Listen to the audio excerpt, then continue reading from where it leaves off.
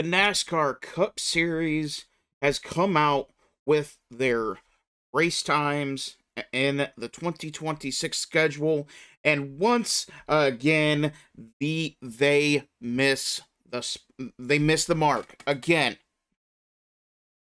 I'm Dylan Hodorth. This is the Dylan Hodorth Show. Make sure to like the video, subscribe to the channel so you don't miss any football or racing. Let's dive into why NASCAR missed the mark on their scheduling. Now, the Clash of Bowman Gray, 8 o'clock, Sunday night, February 1st. No complaints. A lot of this schedule, I don't have a whole lot of complaints as far as the timing, because there's not really anything they're going up against. Now, for me, it's a little bit frustrating that it's so late in the afternoon. I mean, 3:30, 3, 4, some are night races, which that's fine. I'm okay with them doing it on Sunday night as opposed to Saturday night. But we have, let's see, where to go. But when we get later into the season, we get to late August, and then September, October, and November, it runs up with football. The NFL. Now, Formula One, they can get away with it because the U.S. isn't their primary audience. For NASCAR, the U.S. is the audience. And, quite frankly, trying to have not just one, but 2 Saturday night races in that football window with Daytona. I just sworn Richmond was in that window. August 15th, so Richmond just misses it. But to have Daytona, and I believe that's opening the first race, the first football weekend, too. Well, outside of week 0. And then they have the Bristol night race, which I get that's kind of where you have to have it. So I would be looking very, very closely at the college football schedule and see what is not the worst weekend and put Bristol there. But nonetheless, but look at all these times during football season.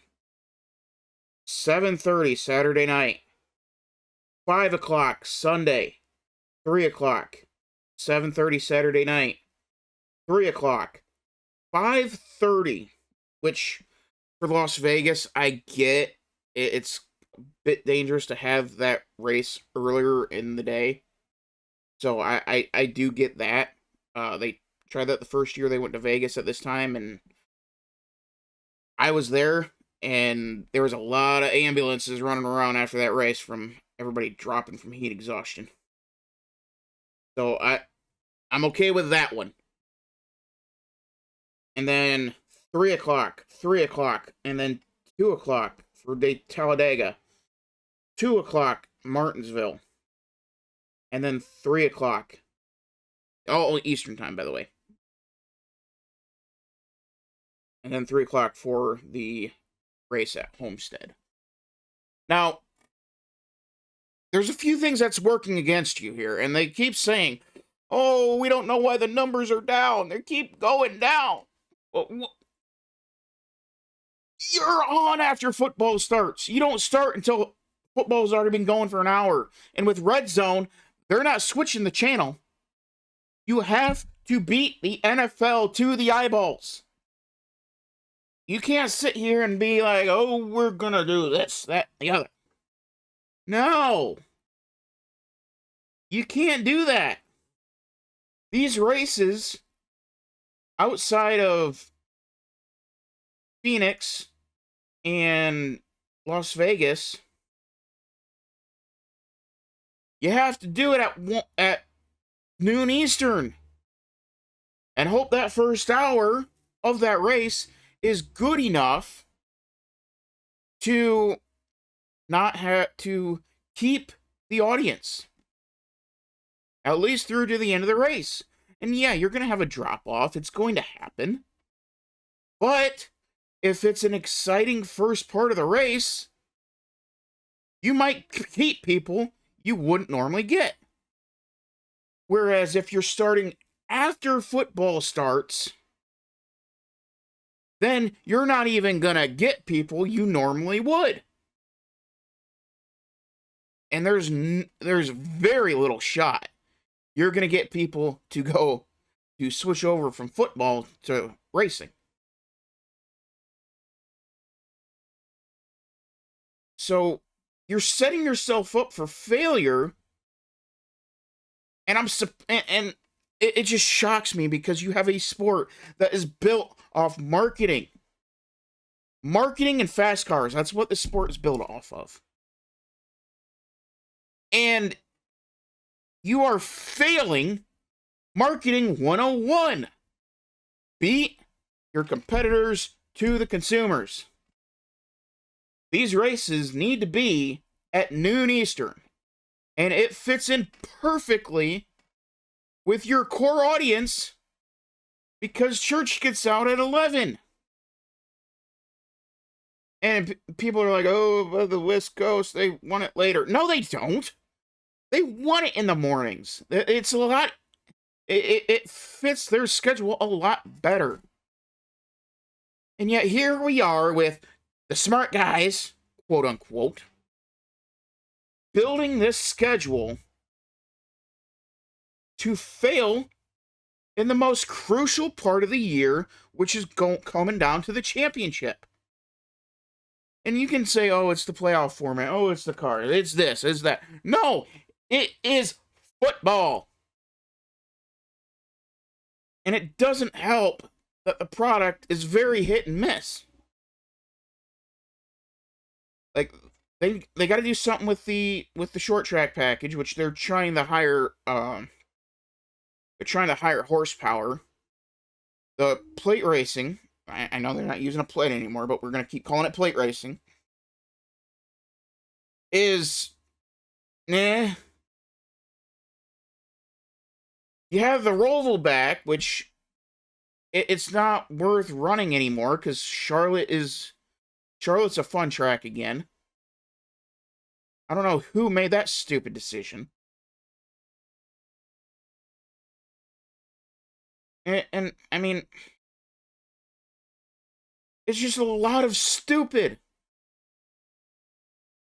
And you have the San Diego Street Race, which nobody's asking for. I mean, I never thought I'd be saying this about a NASCAR schedule, but we want more ovals. I mean, god dang. But the street racing was so much fun. Well, Cody Ware almost died. He had the hardest hit ever recorded in the history of NASCAR. In that Chicago street race, and you still waited 30 seconds to throw the caution. Because you had to get SVG over that line so you can throw the white flag. Ridiculous. San Diego street race, absolutely unnecessary. And then what was the July 4th race? That is crucially important as well. They're in Chicago. I don't know what their fascination is with being in Chicago on 4th of July weekend. That race needs to be in the South. It needs to be something exciting. It needs to be something fun. And Chicago may be fun, but as of right now, your best track, your best fiddle, is Atlanta. And yeah, I was wrong about Atlanta. I thought they completely ruined the thing when they first started running there. But now it's the the most exciting race of the year. Both times that they go there. So, I don't know. I'm very weary about Chicagoland being there. Has Chicago land been repaved?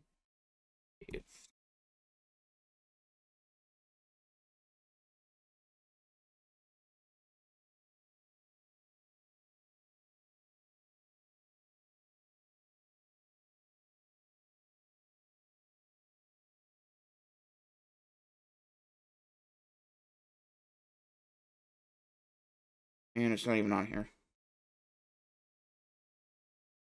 But yeah, I mean, it's, we'll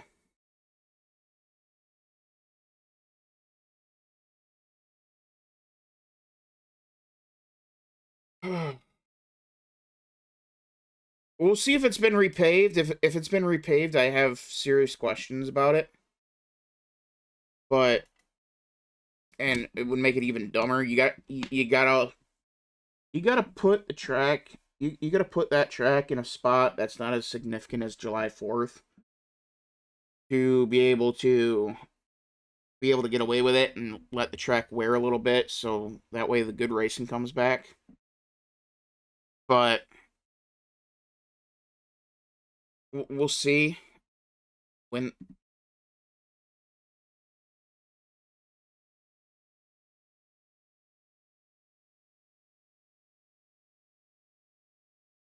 Let's see.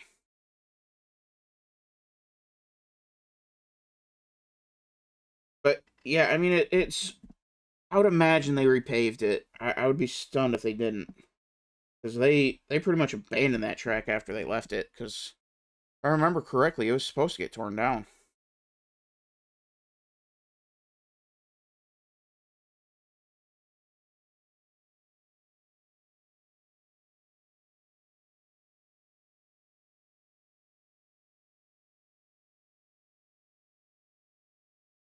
Uh, yeah, that's not exactly the view that I was hoping for, but nonetheless, I mean, what a mess! What a mess! They keep making the same mistakes over and over again, and they're like, how did this happen? Why are the numbers going down? Why is this happening? It's like, I'm not even a marketing major and I know this. You're supposed to have a full thing of marketing majors. And you can't figure it out? Hello? What comes on in late August, September, October, November? Football! That is why the numbers are going down. Because football is getting more and more exciting. NASCAR is not. And there are 100 different things that they need to change. Some I have suggestions for, others I don't know. But here, it's a simple solution. Start earlier. Charlotte, Talladega, Martinsville, Homestead. And Homestead, quite honestly, you could get away with, I think you could get away with running Homestead in that like 7 o'clock window, and try to split the gap between the afternoon and the primetime game, especially if that game is not what we thought it was going to be. And you could roll the dice on that. If it's like Kansas City and Las Vegas, yeah, you can get away with that. People will tune in. So I mean, I would not be against Homestead being ran in that 7 o'clock time slot for the season finale, especially if they do go with the 36 race 36 race championship, which we still don't know on that, then yeah, you're gonna get more eyeballs. Because going with, I mean, if okay, so if they go with the 36, you have the advantage of having a weekly story involving the championship standings. All eyes are on your stars, not the middle of the pack, not down in the not down in the 10 to 20 range, looking at the cutoff, which has been ridiculous to begin with. Now, if you go with the 10 race chase format, okay, it's better. You still get that week to week story, but it's not to a degree, I guess. And I guess it depends on where you have the cutoff, but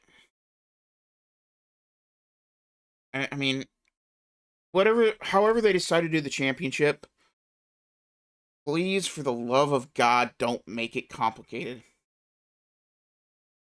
I mean, it's the simplest form. The simplest form is usually the right one.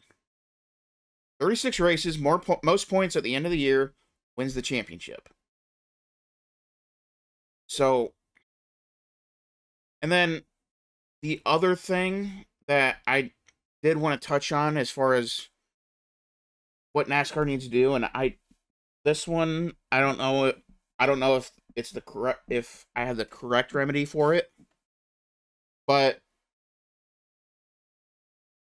we need to find a way for teams to not have so many sponsors to get through a season. Got to find a way to have 1 to 2 sponsors per driver throughout the course of the season. Maybe a third because you have to be able to build that brand and build together. I mean, you look at how Budweiser was with Dale Jr. You knew the red number 8 was Dale Jr. That red Bud car was Dale Jr. You knew that black car with the red lining, that was Dale Sr. Harry Labonte with the yellow and red Kellogg car. Jimmy Johnson with Lowe's. You saw that shade of blue and the big white lettering? Yeah. Jeff Gordon with DuPont. I mean, it just goes on and on and on. You have to find a way to make it to where teams don't have to have 30 sponsors to get through a season. You have to find a way. I mean, even with William Byron having to have, what is it, 4 or 5 different sponsors? You have Axalta, Liberty, Valvoline, Raptor. I mean, you got to find a way. And Hendrick Cars with Kyle Larson, they got it right. Progressive sponsor most of the races, they got it right. Chase Elliott with most of the races with Napa, they got it mostly correct. I think last year they sponsored 24 races, but they have to be keeping the same car outside of Throwback Weekend.